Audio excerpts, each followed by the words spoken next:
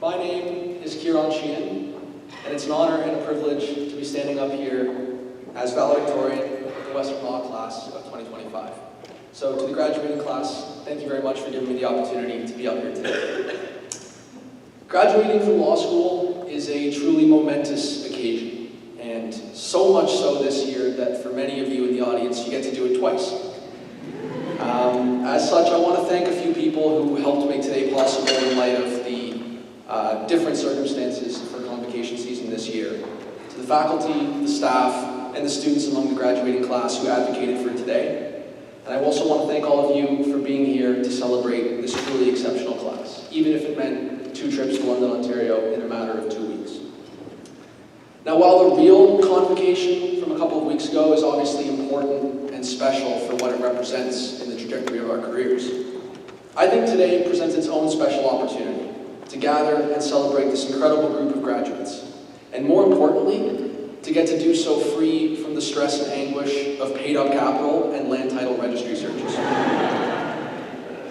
So I do think that today that aspect of today makes it a more enjoyable event, particularly for this section sitting over here.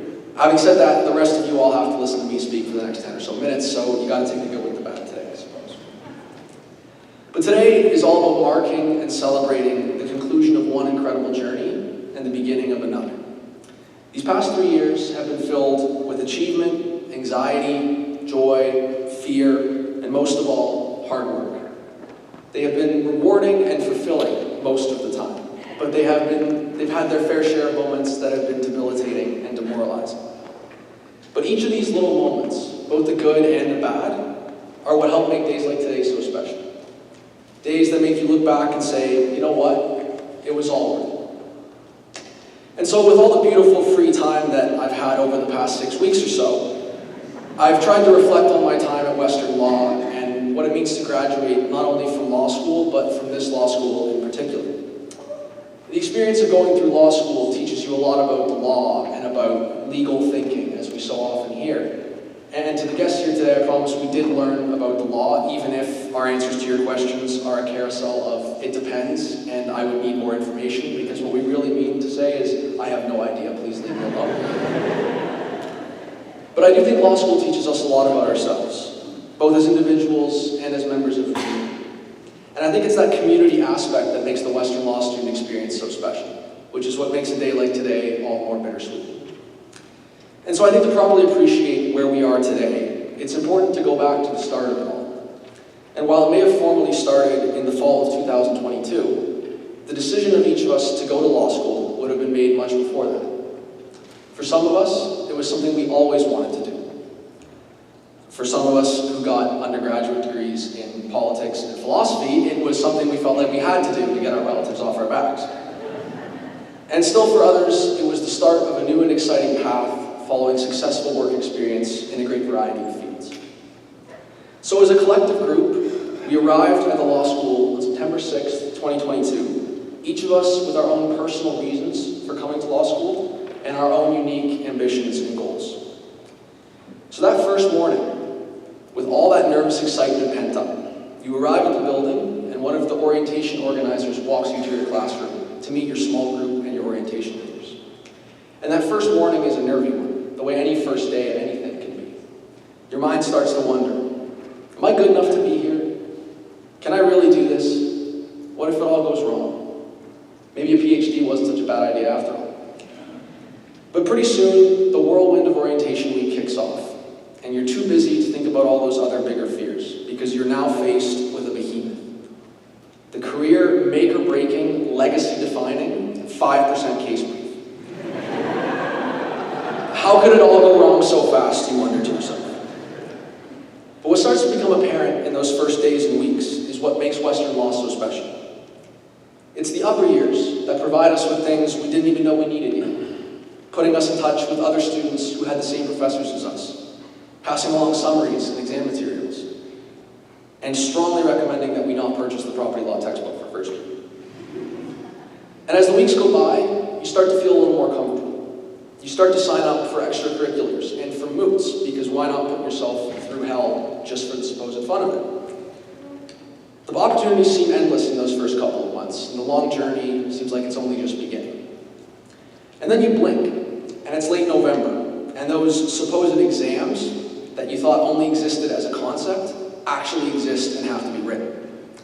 But you find a way to get through those in one or more pieces. And you are then rewarded with the LRWA January Intensive period, which is notably not named the January Winter Fun Time for a reason. But again, you find a way to get through that. And it's pretty soon the sun is shining, and as is springtime tradition here in beautiful London, Ontario, the geese are attacking. And the exams that actually matter are barreling down on you faster than you thought possible, while you're still trying to catch your breath from the fall semester. And what gets you through that whirlwind of an experience is the people around you. It's the people that did this last year, who know what to do, and more importantly, what not to do. It's the people who put you on to Pink Shirt Guy when you're studying for property law, when you spend hours trying to figure out the different effects of using a condition precedent versus a condition subsequent, when all you know for sure is you're not going to be an estates lawyer, as was reaffirmed by last Wednesday. It's the people in the library with you at 1 a.m. who send you helpful summaries they've tracked down from a friend of a friend of a friend, who help make sure a rising tide lifts all boats. It's also those same people you end up at Dennings with, coincidentally also at 1 a.m., wearing some ridiculous outfit acquired only hours earlier, who help remind you that it's important to enjoy yourself amidst all that hard work. And you managed to make it through your April exams, and what felt like a never-ending whirlwind now just seems like a brief moment in time. And everyone tells you that the first year is the hardest, and they're probably right. But upper years come with their own scary set of challenges. Chief among them, the law firm recruiting process, or as Professor Graham has dubbed them, the Hunger Games. You find yourself writing endless cover letters to the point where the phrase robust mentorship starts to give you the shakes. But like before, you have people to help you along. Those same upper years you leaned on in first year make time to proofread your cover letters, to share their interview experiences at particular firms, and to tell you about their time working over the past summer. At the same time, the class of 2026 has now just begun their law school careers, and you are now the one with the supposed wealth of knowledge and experience to pass along to them, even though you're still trying to figure it out for yourself. And then you blink again, and you are in your final year, and just as you're starting to get the hang of things, or at least feel that way, you're arriving at the end of a journey that once seemed like it would last forever. You're now that upper year with the wealth of knowledge to pass along to the students behind you. You're the one discussing your interview experiences, your time working over the summers, your exam materials. And you're more than happy to, because you remember that when you were in their shoes, somebody did the exact same thing for you. There's a saying I'm quite partial to that goes something along the lines of, it's nice to be nice, and it doesn't cost you anything. And I think that sentiment is what makes the Western law experience as a student so special. It helps craft students not only into sharp legal minds, but into conscientious, thoughtful individuals. And it's not something that comes from an administrative decree or direction. It's just something that kind of happens organically here.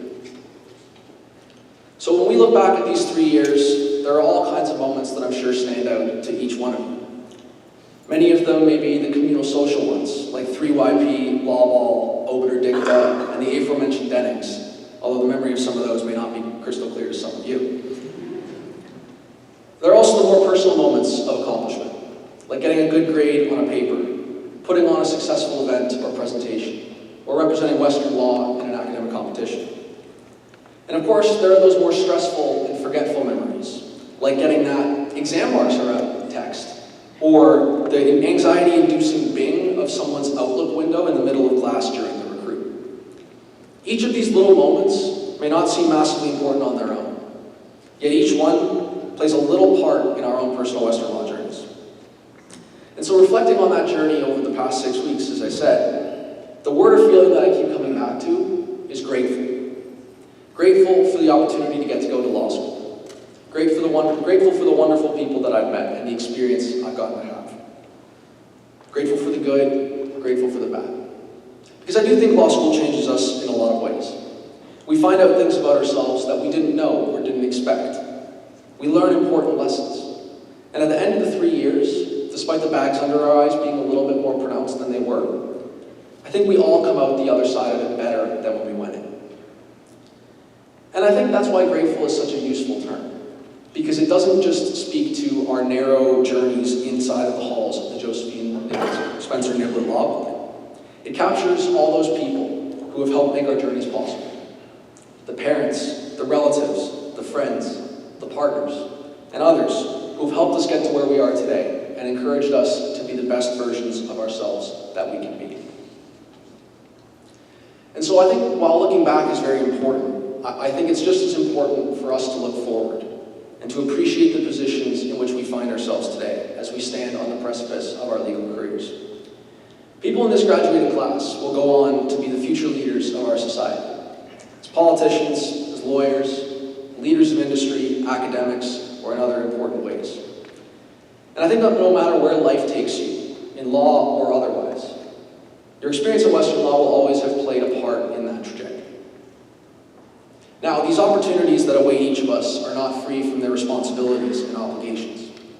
We are entering the world at a very uncertain time, where the distinction between reality and illusion seemingly grows murkier by the day. Much of what has always made the law seems more under threat now than at any time in recent memory. As we all know, probably too well at this point, as lawyers we have a duty to society to hold ourselves to the highest standards of honesty and integrity. Part of that involves speaking out against injustices and defending the principles that we hold dearest, even if it is the difficult or unpopular thing to do. And so as we embark on our careers, I do think it's important for each of us not to lose sight of that responsibility, both as members of the legal profession and as individual citizens. And so with that, I'd like to leave you with two parting thoughts that are interrelated in some sense. The first is to be proud. Be proud of yourselves for accomplishing what you have accomplished. Be proud of yourselves for getting through law school and of the articling positions or clerkships that you have in store. The second thought is to have some pride. Have some pride in the way you carry yourself as a lawyer. Have some pride in the way you interact with your colleagues, your mentors, your mentees, and even your adversaries. Have some pride in the standards to which you hold yourself, be they law society mandated or otherwise. But above all, have some pride in the way you carry yourself in the world. Be kind. Be thoughtful. Be authentic. Be the person that sends the elevator back down and helps those that come behind them. That is, after all, the Western Law way. Congratulations to the class of 2025, and thank you very much.